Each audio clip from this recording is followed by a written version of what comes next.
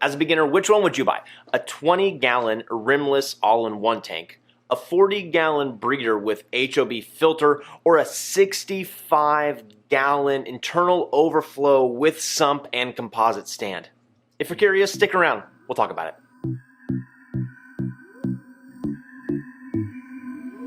Welcome to week 3 and the beginner how-to guide to saltwater aquariums and reef tanks. My name is Matthew from My First Fish Tank in collaboration with Marine Depot. If you missed weeks 1 and 2, I'll put a link up here and in the description below. And don't forget to check out the all-new week 3 blog that Max wrote. Just go to myfirstfishtank.com/start-here to check it out. Today's video, week 3, we're talking about tanks and stands, and we're hoping to answer the question, what tank should I buy? Check out Marine Depot's huge selection. I'll put a link directly to their tanks and stands below.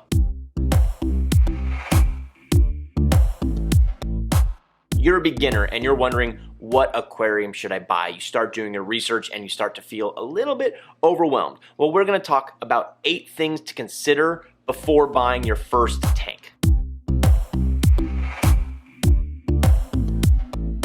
The first thing to consider is, where are you going to put it? Where do you live? Do you live in a house, a condo, a dorm room, an apartment? Can you put a tank of any size, or are there apartment or condo rules that are going to limit the size of tank you can get? Is your floor strong enough to support the massive weight? If you're going to get a small tank, 20 gallons or under, it probably doesn't really matter. But if you're going to end up with a tank 100, 200 gallons, just think about this. 1 gallon of water weighs 8.34 pounds. That means that if you put in a 120-gallon tank, you're going to have a half a ton. No joke, a half a ton of water weight alone. And if you're in an old house, maybe an old Craftsman, if you're on the top level of an apartment, you need to consider whether or not the floor can hold that weight. Noise, even the most silent of aquariums makes some noise. I was actually in bed with my wife about a week ago, and she was like, "Do you hear that buzzing?" And honestly, I couldn't hear it because I'm surrounded by buzzing tanks all day long, so to me it's just white noise.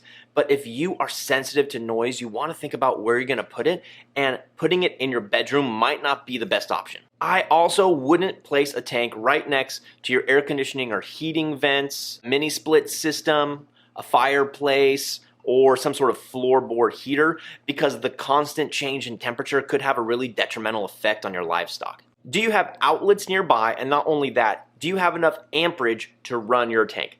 I don't know anything about electricity, but I do know this. When the oven's running, when the microwave is running, and I start to run the vacuum cleaner, the breaker pops every single time. So you just want to make sure that there is enough electricity that can be delivered to the outlets that you're going to be plugging in your equipment to. If you're getting a small tank, 20 to 40 gallons, it's probably not going to be a big deal. But if you're going for a larger tank, it's definitely something to consider, and consult with an electrician if you need to. And the last thing to consider about where to place your aquarium is access. You're going to be doing maintenance on this every week, and probably the biggest pain is water changes. So if you can, placing this next to a sink or next to a utility room is going to give you easier access to perform the weekly maintenance that you're going to have to do.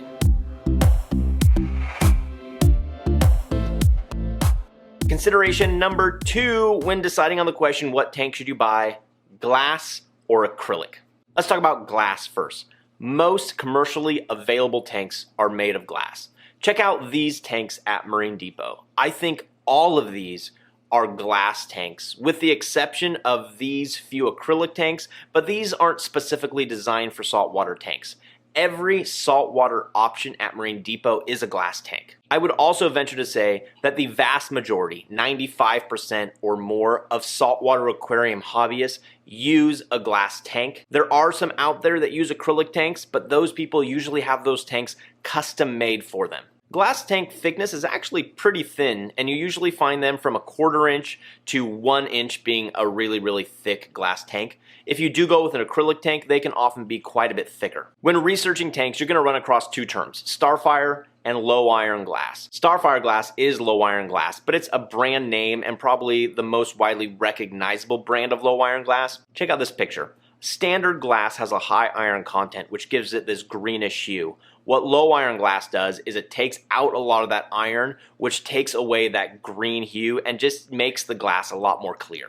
Let's talk pros and cons of a glass aquarium. The pros of a glass aquarium is it's relatively inexpensive, it's readily available, and it's pretty scratch resistant. What are the cons? Glass is really heavy, glass is a poor insulator, and if you do get a scratch in glass, you can't remove it. The pros and cons of acrylic. Acrylic is very lightweight. It's ultra clear, more clear than glass, and it can be custom made in a whole bunch of different shapes. What are the cons of acrylic? Well, first of all, you can't really find it anywhere. It scratches really easy, so while you can remove a scratch, it's gonna scratch a lot easier. And thirdly, because you usually have to have something custom made for you, it's gonna be more expensive than a glass tank. Let's just be honest here. The vast majority of beginners, 95% plus, are just gonna purchase a glass tank because it's what's readily available and affordable. All the build lists that we're gonna talk about in future videos are going to be glass tanks. But if you have a specific reason and you have your heart set on an acrylic tank,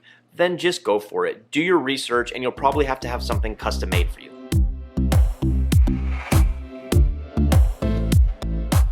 The third thing to consider when deciding about what aquarium to buy is where the filtration happens. Let me just start by saying that you don't have to have really fancy filtration to find success. Look at these two tanks back here, right? Both these tanks have sumps, reactors, protein skimmers, refugiums, very, very fancy level filtration, and they do well. But this tank right here is a 24-gallon Reef tank. It is stocked with corals and fish. It has a filtration chamber in the back, not a sump, and guess what I have for filtration? Guess what I have? A single sponge. No joke.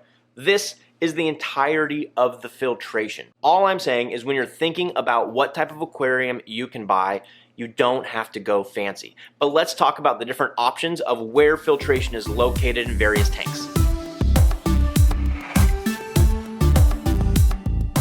The first up is a hang on the back filter. This is what you would use if you just went to PetSmart or Petco and purchased a glass aquarium. How are you going to filter your water? Well, you buy a hang on the back filter, which hangs on the side or the back, and it sucks water up and it runs it through a chamber before returning it. There's some obvious pros of a hang on the back filter. Number one, it's really inexpensive because you can just use this on an inexpensive tank. It's also relatively idiot proof because it's small, so you can really only run it through some sort of sponge filter and maybe a couple things of media, and that's it. The cons of a hang on the back filter, well, number one, it's unsightly. You have to stare at it as it hangs off the side of your aquarium. Secondly, it pulls water from underneath the water line, which means over time you might have proteins build up on the surface that you'll have to remove manually. And lastly, a hang on the back filter is small, so you're limited in your filtration options.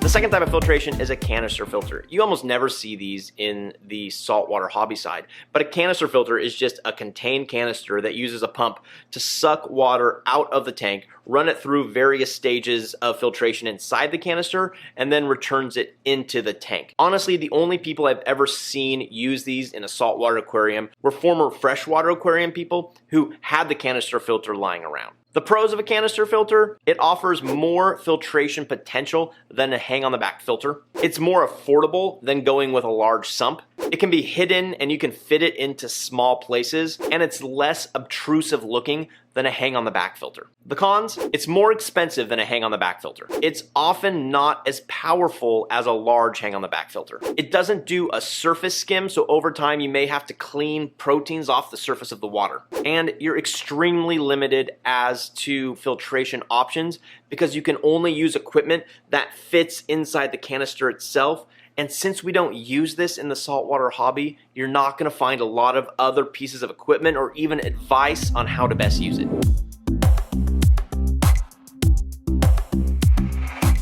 The third type of filtration is an all-in-one system, which is a misnomer. It really just means a rear filtration chamber. Just imagine having a big glass aquarium, putting in a baffled in the back, and then hiding your filtration in the back of that aquarium. That's all we're talking about here. The pros of a rear filtration chamber, first off, it hides the filtration behind the display tank. A rear filtration chamber can often house other pieces of filter media, such as protein skimmers and media reactors. And lastly, you can hide all of your equipment, your heaters and your pumps in the rear filtration chamber so your tank looks nice and pretty.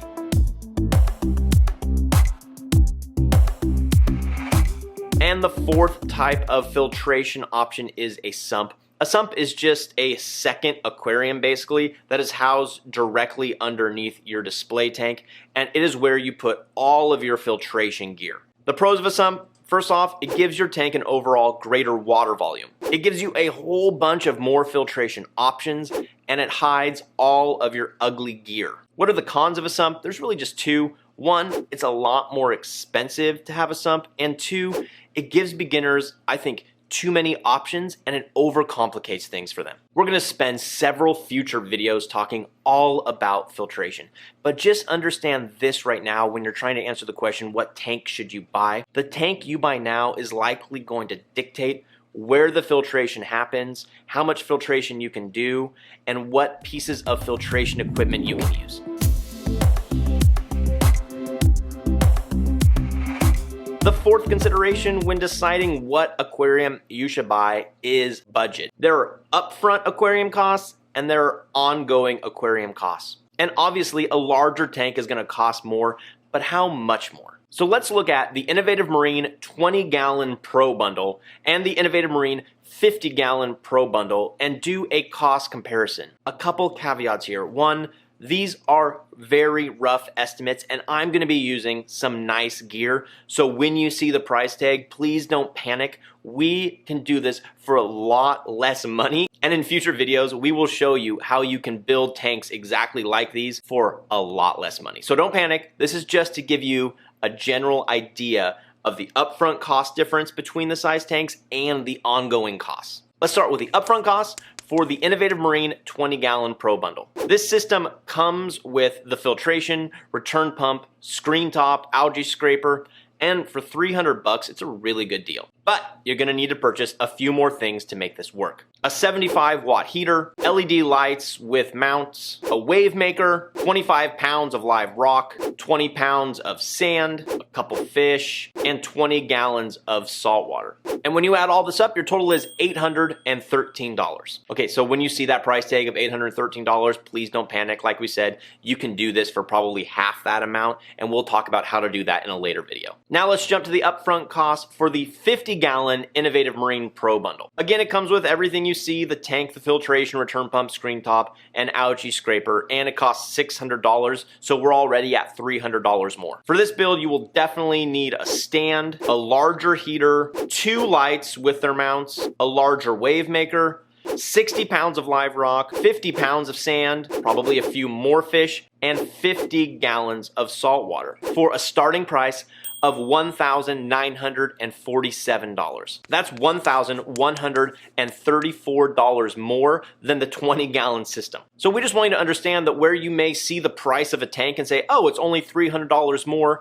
that's not the case, because a larger system requires more of everything. Okay, now that you understand the upfront cost differences between smaller and larger tanks, what are your annual costs? We're just going to look at two things here. We're going to look at the cost of doing water changes and the cost of refilling evaporated water with RODI or distilled water. And we're going to assume that you don't make these at home, but rather you're going to your local fish store to purchase these. Let's start with the Innovative Marine 20-gallon system. Let's say you do a 10% water change every week. That's 2 gallons a week over 52 weeks. You're looking at 104 gallons, and it typically costs about $1 per gallon for salt water at your local fish store. So you're looking at an annual cost of $104. Now let's say your tank evaporates about 3 gallons a week, so you have to replace that with distilled or RODI water. 3 gallons a week times 52 weeks is 156 gallons, and a local fish store will charge you somewhere around 50 cents per gallon for RODI water, bringing the total to $78. Add both the salt water and the RODI water for the entire year, you're looking at $182 a year in ongoing costs for that 20-gallon Innovative Marine system. For the 50-gallon Innovative Marine tank, you're looking at 5 gallons of salt water each week for a total of $260 annually. And let's say it evaporates 7 gallons a week for a total cost of $182. The grand total being $442.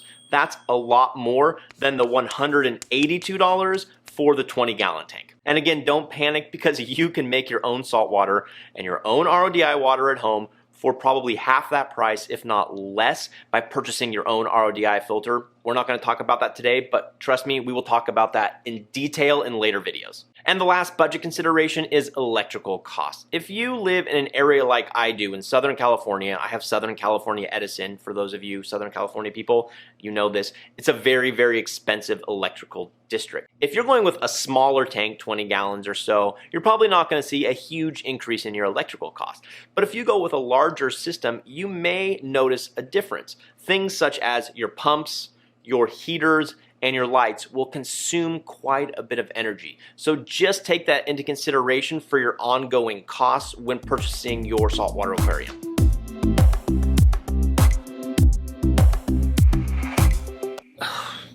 I'm sorry, I can't do it. Oh my goodness, I can't do it.